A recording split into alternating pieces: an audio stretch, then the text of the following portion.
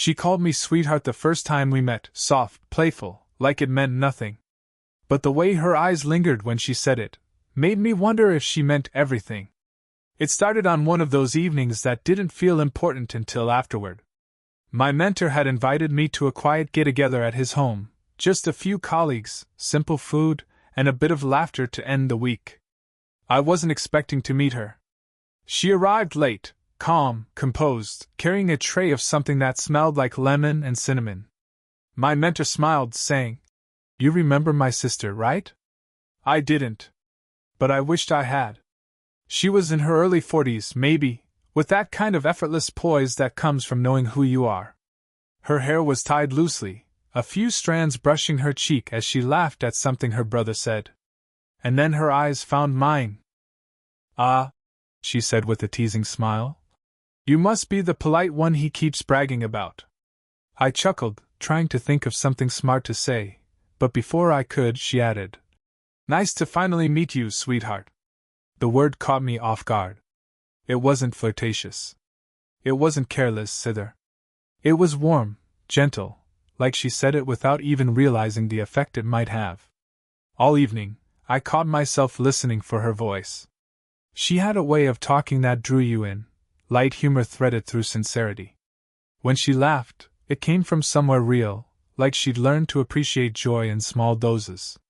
At one point, I helped her carry dishes into the kitchen. The light there was softer, golden against the edges of her hair. She reached for a glass just as I did, and our fingers brushed, just for a second. She didn't pull away immediately, she just looked up, eyes glinting with quiet amusement. "Careful," she said. "You'll make me drop something." I smiled, unsure why that simple contact felt so significant. Maybe it was the steadiness in her tone, or the kindness in her smile, like she'd seen enough of the world to know exactly what she was doing, but still found a way to make you feel seen. The night ended the way most do.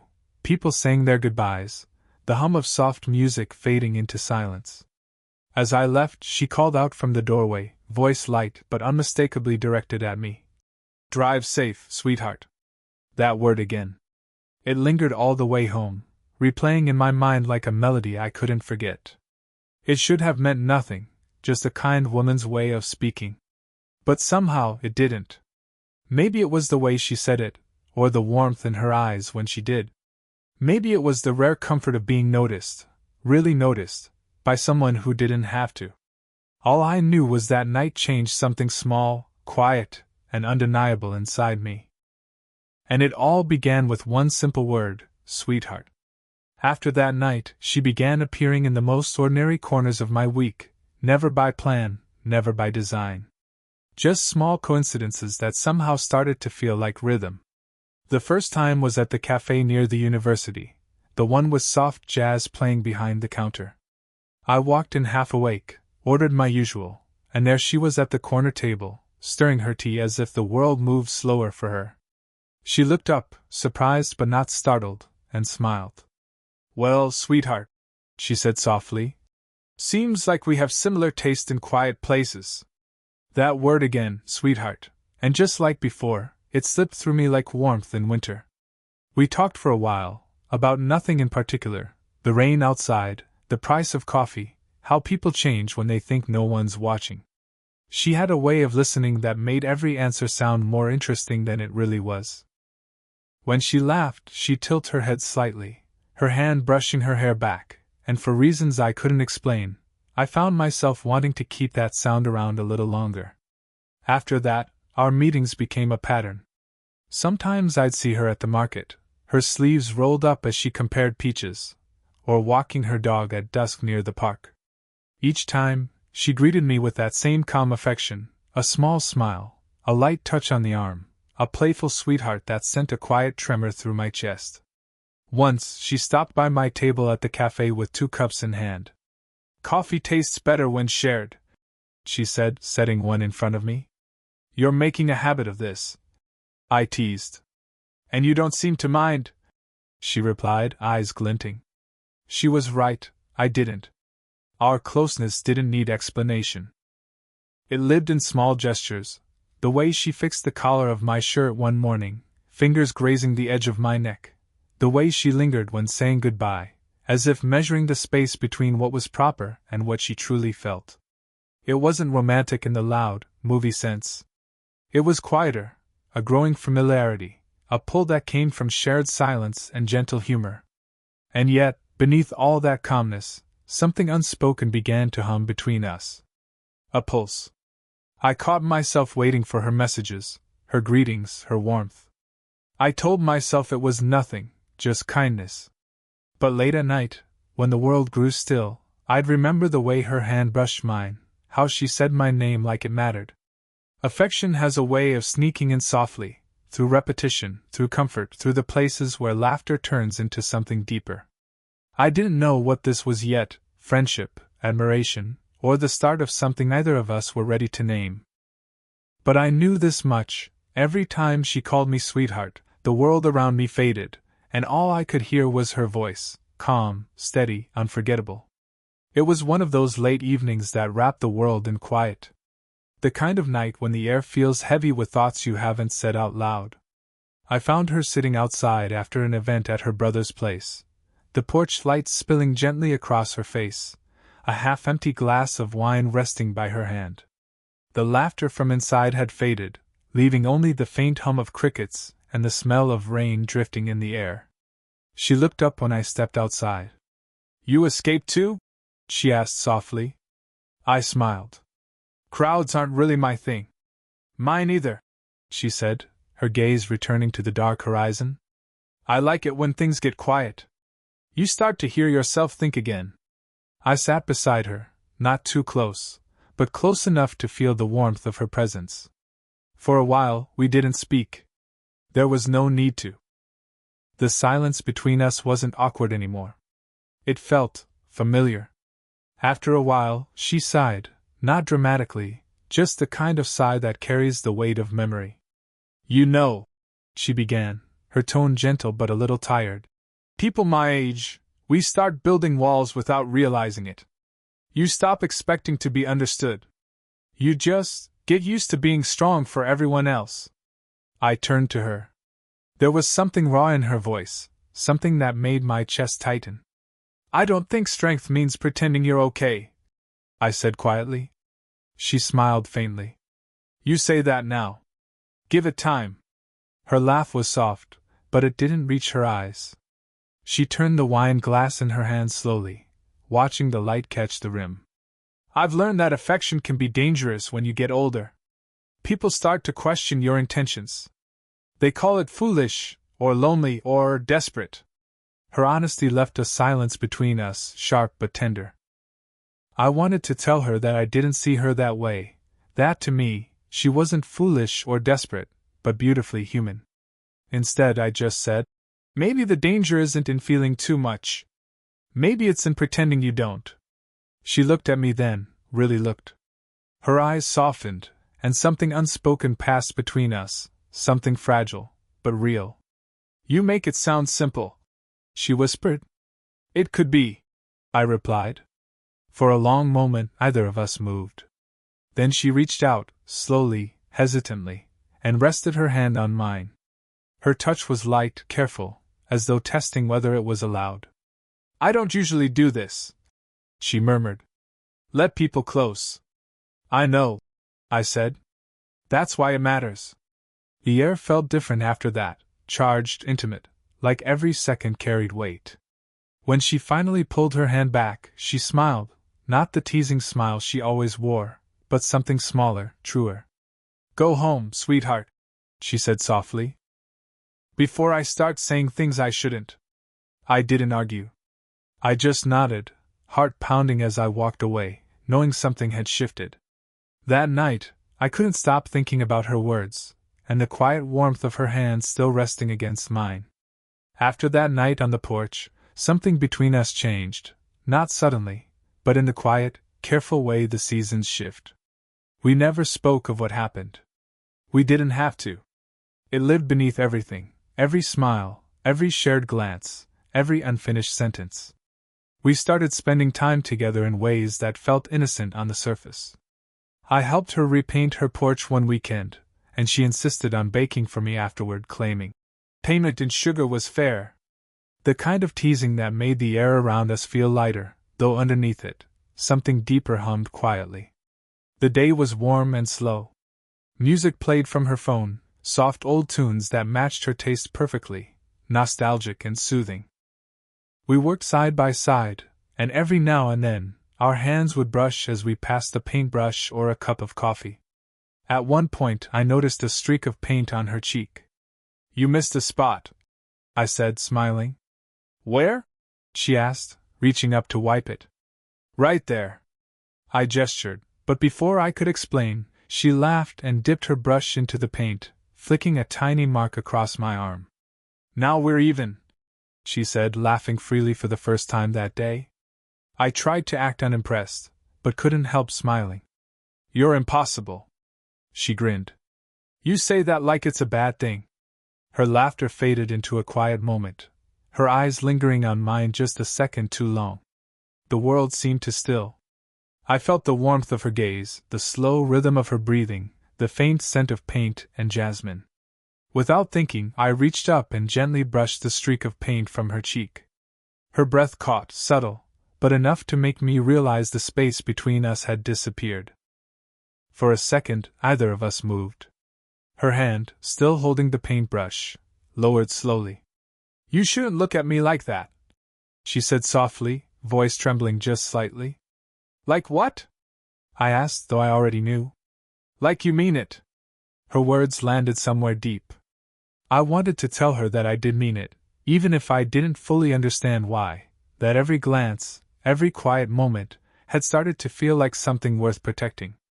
But she turned away before I could answer, picking up her brush again, her tone light, trying to reset the mood. "We've got half the porch left," she said.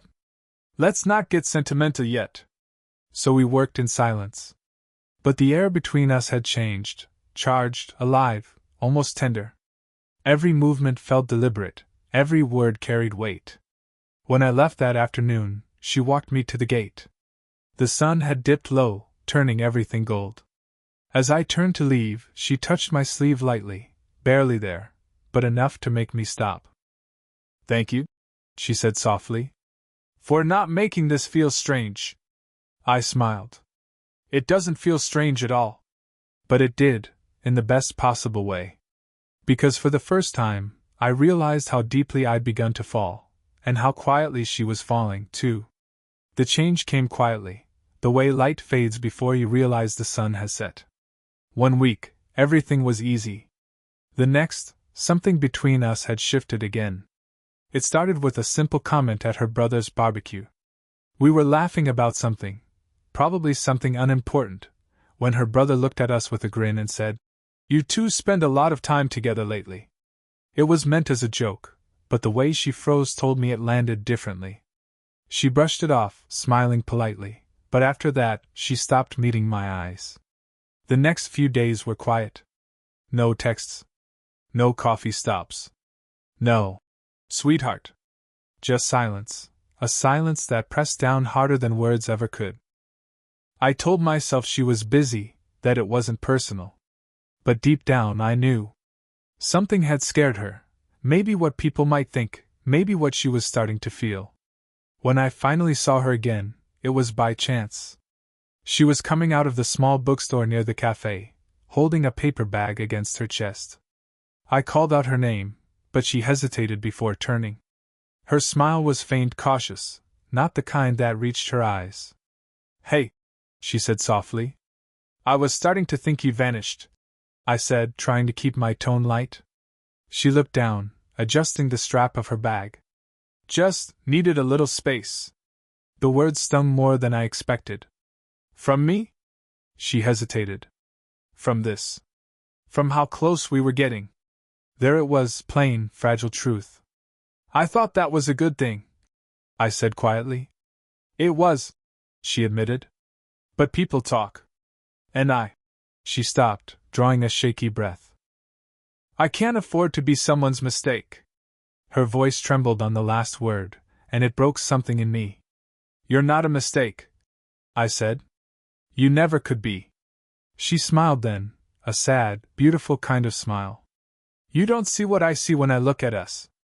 The wind picked up, carrying the scent of rain again.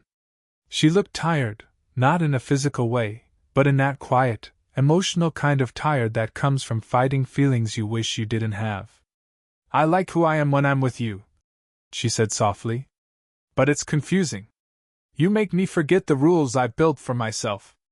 I wanted to tell her that maybe rules were meant to bend when something real came along. But the way her eyes glistened, a warning, a plea, told me to stop. So I nodded instead. If space is what you need, I'll give it. She touched my hand lightly, a touch that felt like both a thank you and a goodbye. I never wanted to hurt you, she whispered. You didn't, I lied. As I walked away, her voice echoed faintly behind me, that familiar softness breaking one last time. Take care, sweetheart. It was the last time she said it, and the first time it truly hurt to hear. The silence between us grew longer than I wanted to admit, a kind of quiet that didn't just fill the air, it filled the days. I tried to move on with routine, classes, errands, work. But everything I did carried traces of her. The smell of coffee reminded me of her laugh. The porch paint on my old shirt reminded me of her hand brushing mine. Even her voice, that soft, teasing tone, echoed in my head when the world got too still. I didn't plan to see her again. I told myself that some stories weren't meant to finish, that maybe this was just one of them. But life has a strange way of bringing people back when words are still unfinished. It happened on a rainy afternoon. I ducked into the café for shelter, the same one where we first sat together. The place was half empty, fog on the windows, soft piano music playing in the background. And there she was, standing near the counter, no umbrella, rain clinging to her hair and jacket. She looked older somehow, not in years, but in emotion. Tired but still graceful. For a second, either of us moved. Then she gave a small smile, that same familiar softness that once felt like home.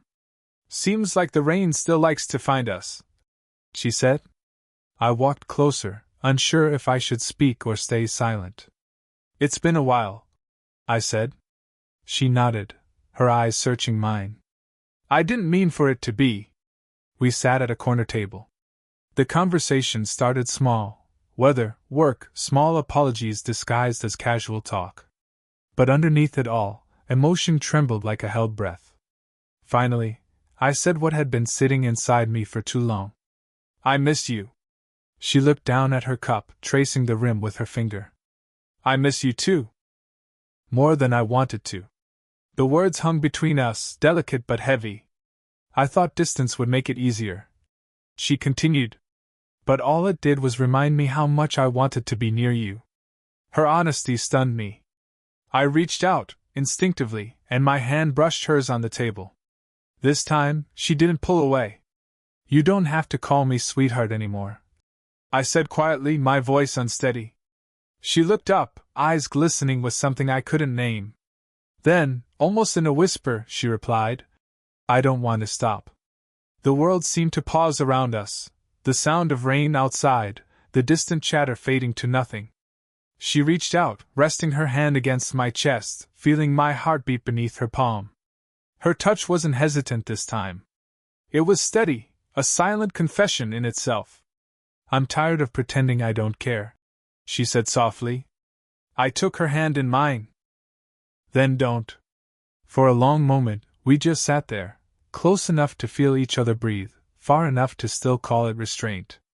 No grand declarations. No dramatic promises.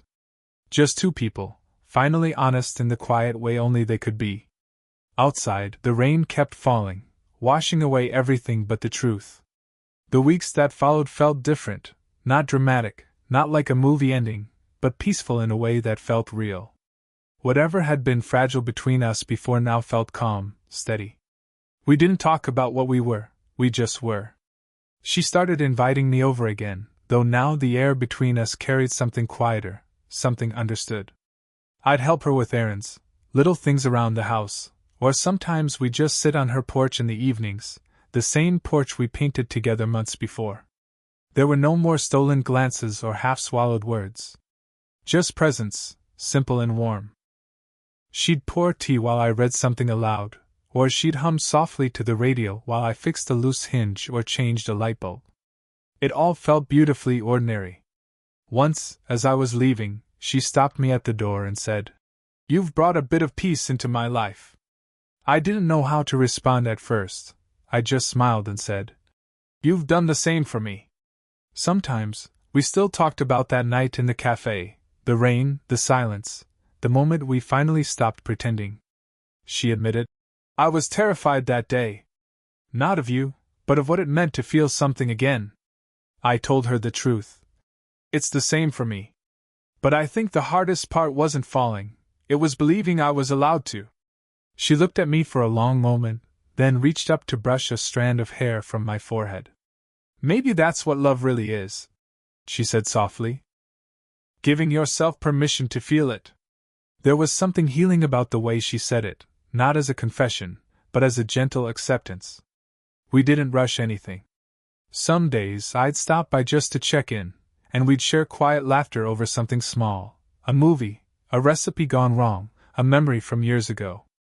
Other days we'd say nothing at all, just sit side by side, letting the silence speak for us. When she called me sweetheart now, it didn't make my heart race the way it used to. It wasn't a spark anymore, it was warmth. Familiar, grounding, real. I think what we found wasn't a perfect romance. It wasn't something that fit into neat labels or timelines. It was two people who found a strange kind of solace in each other's company, a connection born from kindness, honesty, and the courage to stay when it mattered. One evening, as the sun melted into gold and the air filled with that soft, endless quiet, she leaned her head lightly against my shoulder. "I used to think affection was dangerous," she whispered. "But maybe the real danger was never letting myself feel it again." I smiled, my hand resting over hers. "Then I'm glad you did." And for a long while, we just sat there, two people, different in age but alike in heart, wrapped in the peace of something that didn't need to be defined to be true.